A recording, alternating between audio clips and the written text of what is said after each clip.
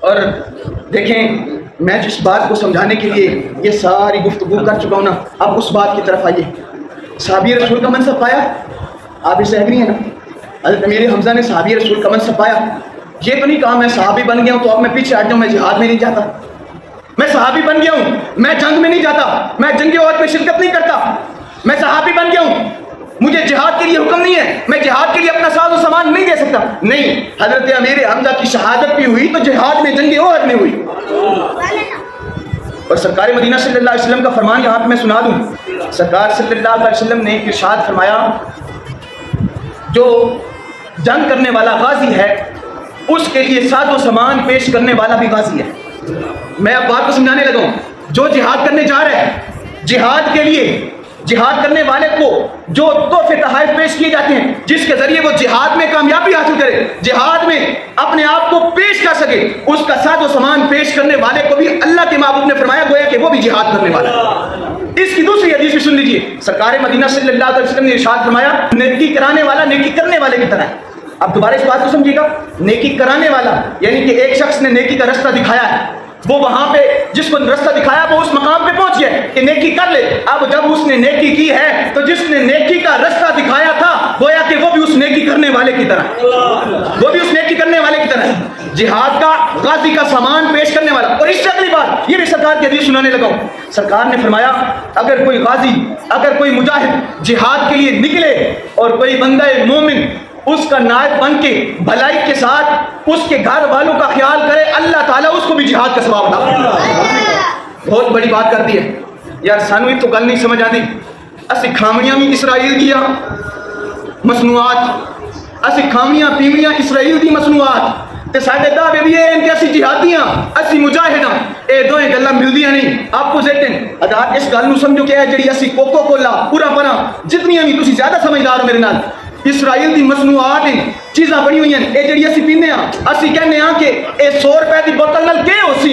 حضرات اے جڑی اسی 100 روپے دی بوتل لینے ہاں، 100 روپے دی چاکلیٹ لینے ہاں، اس 100 روپے نال اسرائیل نو مدد چاہندی ہے اور اس مدد نال او کم از کم 2 گولیاں خرید سکتے ہیں جڑے ساڈے غزہ تے فلسطین دے مسلماناں تے چلائیاں جا رہی. اس گل نو درد نو کتوں سمجھی سانو تو بس یہی لگن. اور میں ایک سوال کر رہا ہوں بھائی یار، کتنے سارے بندے ہو مومن نو پتہ کی فرمایا؟ ارشاد فرمایا مومن نو اللہ تبارک و تعالیٰ کے محبوب علیہ السلام نے ارشاد فرمایا مومن ایک جسم ہے. یعنی کہ اگر جس طرح جسم کو تکلیف ہوتی ہے تو آنکھ ہوتی ہے، اسی طرح کسی دوسرے مومن کو تکلیف ہوتی ہے تو مومن جو دوسرا اس کا بھائی ہے اس کو تکلیف ہوتی ہے. غزہ میں فلسطین میں مسلمانوں کا کیا حال کیا جا رہا ہے، عزتیں لوٹی جا رہی ہیں. اور سب سے اوپر لیول کا جو ظلم ہے کہ مسلمانوں کے بچوں کو اڑایا جا رہا ہے بمبوں کے ساتھ. اللہ غنی، یہ بات، یہ درد نہ میں بیان کر سکتا ہوں نہ آپ سمجھ سکتے. یہ درد، اس درد کو حاصل کرنے کے لیے پہلے کامل مومن ہونا پڑے گا، کامل مومن بننا پڑے گا. اب سرکار کا فرمان دوبارہ سنیے. سرکار نے فرمایا کہ جہاد پر جانے والے کو سامان دینے والا جہاد کرنے والے کی طرح ہے. ہم جہاد پر جانے والے کو سامان تو نہیں دے رہے، خود جہاد کے لیے بھی نہیں جا رہے، لیکن ہم اس کے برعکس جو ظالم ہیں، جو آگے سے ظلم کر رہے ہیں، ہم ان کی مصنوعات بار بار خرید کر خود بھی نوش کر رہے ہیں، اپنے گھر والوں کو بھی نوش کروا رہے ہیں. یار یہ انصاف تو نہ ہوا. اب میں اس بات کو سمجھا دوں. ہمارا یہ سہیوال ہے اور سہیوال کے ساتھ کسی گاؤں میں دشمن حملہ کر دیں اور ہم کوشش بھی کر سکتے ہیں، ہم اپنی طرف سے محنت بھی کر سکتے ہیں کہ ان کو ظلم سے بچا لیں، پھر بھی ہم محنت نہ کریں، کوشش نہ کریں تو فرمایا گیا جو ظالم کو ظالم نہ سمجھے، جو ظلم کو ظلم نہ سمجھے، وہ بھی ظلم کرنے والے کی طرح. مجھے ایک بات بتائیں، جس کو فلسطین غزہ کا درد نہیں محسوس ہوتا، جس کو جہاد کا حکم آنے کے باوجود، جہاد فرض ہونے کے باوجود یہ بات نہیں سمجھ آ رہی کہ اسرائیلی مصنوعات سے بائیکاٹ کرنا ہے کہ نہیں کرنا، پھر وہ اپنے ایمان پر غور و فکر کریں.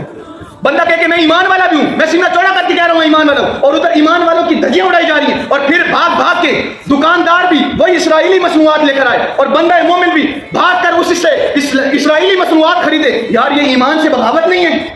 مومن کے لیے تو فرمایا گیا کہ مومن اپنے لیے وہی پسند کرتا ہے جو اپنے بھائی کے لیے پسند کرتا ہے. اب اس بات کو میں وائنڈ اپ کرنے لگا ہوں، ٹائم مکمل. مجھے ایک بات بتائیں، ایک چیز ہے اس کے خریدنے سے آپ کے کسی رشتہ دار کو اذیت پہنچتی ہے، آپ کے کسی ماں باپ بہن بھائیوں کو تکلیف پہنچتی ہے، کیا آپ وہ چیز خریدنا پسند کریں گے؟ ہرگز نہیں کریں گے. میں یہ بات سمجھا رہا ہوں، اسرائیلی مصنوعات خرید کر سالانہ جو اربوں خربوں فنڈنگ، جو ٹیکس پے کیا جاتا ہے اسرائیل کو، جس سے وہ غزہ اور فلسطین کے مسلمانوں پر حملہ آور ہو رہے ہیں، ہم اگر اس چیز سے बाइकाट करें, उस चीज से हम अपने आप को रोक लें और दुकानदार वो चीज ही ना रखे, तो क्यों ना हम मुसलमान होने का अपने ऊपर फख्र करेंगे। तो इस बात को समझिएगा, अब सिर्फ उन चीजों का बाइकाट नहीं करना जो इसराइली मसनूआत हैं, अब जो दुकानदार इसराइली मसनूआत रखे उससे भी बाइकाट कर दे, उसको भी कहते मेरा तेरे से कोई ताल्लुक नहीं है, तूने इसराइली मसनूआत रखी है। जो मुसलमानों का सरेआम कत्लेआम कर रहे हैं, जो बम्बों से मुसलमानों को उड़ा रहे हैं, तूने उनकी चीजें रखी हैं, तुझे मुसलमानों की कदर नहीं है, मेरे दिल में तेरी कदर कोई नहीं।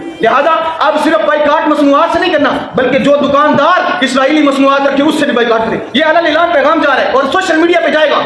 और इस बात को मद्देनजर रखें कि मोमिन ये कभी हारता नहीं, क्योंकि मोमिन की सपोर्ट अल्लाह की होती है और काफिर की सपोर्ट दुनियादारी के साजो सामान से होती है। हम मोमिन हैं और मोमिन अगर मिट भी जाए तो शहादत का जाम नोश कर लेता है और काफिर मर भी जाए तो जहन्नम वासिल हो जाता है।